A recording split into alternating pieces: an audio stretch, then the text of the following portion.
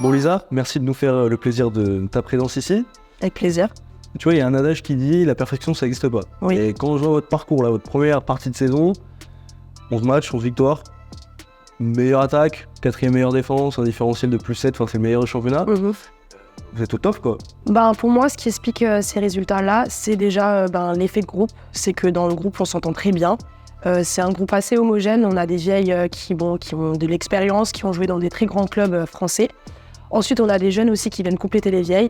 Donc c'est vrai que grâce à ça, ça colle bien. Et du coup, l'entraînement, on s'entend bien. Il y a les vieilles en général qui donnent des conseils aux jeunes. Les jeunes qui essayent de passer un petit peu au-dessus des vieilles pour les dépasser et pour prendre le rôle de titulaire, en gros.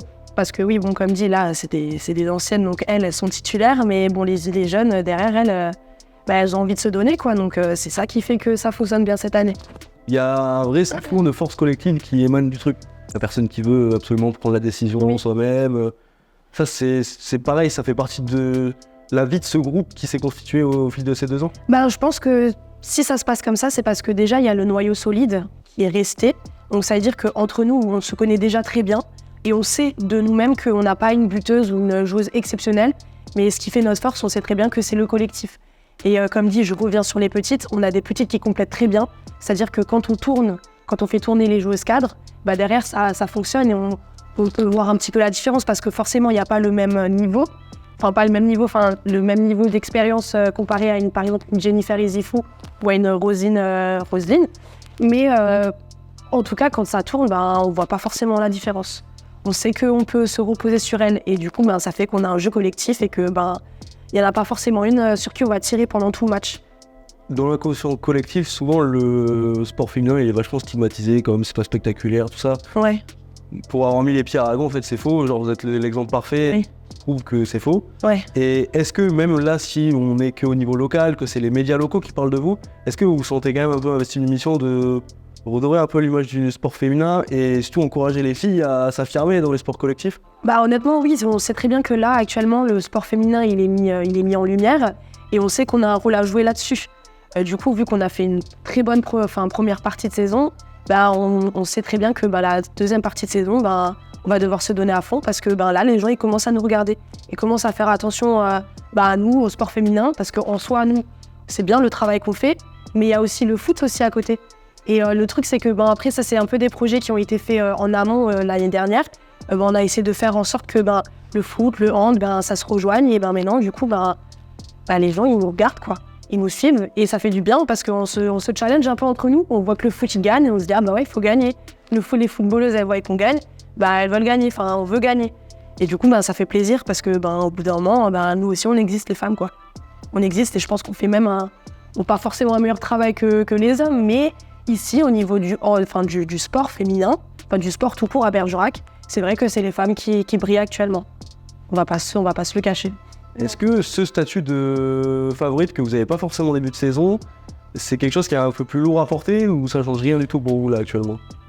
Vu nos caractères, on sait qu'on va se donner à fond dans tous les cas, mais c'est vrai que s'il y a un relâchement qui est fait, ça peut nous porter préjudice pour la prochaine partie de saison. Parce que là, si on fait par exemple, là c'est la trêve, donc pour l'instant on est en trêve, on sait que si on se prépare pas, là les équipes contre qui on va jouer et contre qui on a bien célébré la victoire, elles nous attendent bien au tournant. Donc on sait très bien que si on ne se donne pas, et la prochaine partie de saison, elle va être compliquée.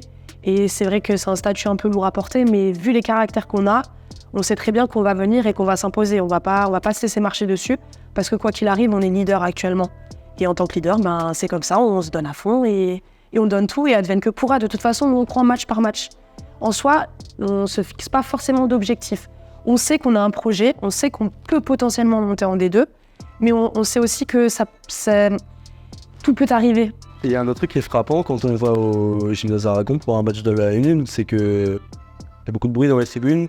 Alors évidemment, quand tu gagnes tous tes matchs, tu sais qu'il y a des gens qui vont venir, mais moi je pense notamment à une petite bande de handballeuses qui viennent à tous les matchs et qui font le souk un peu dans les tribunes. Tu peux nous en parler de ça ? En soi, comme dit, tout est allé très vite.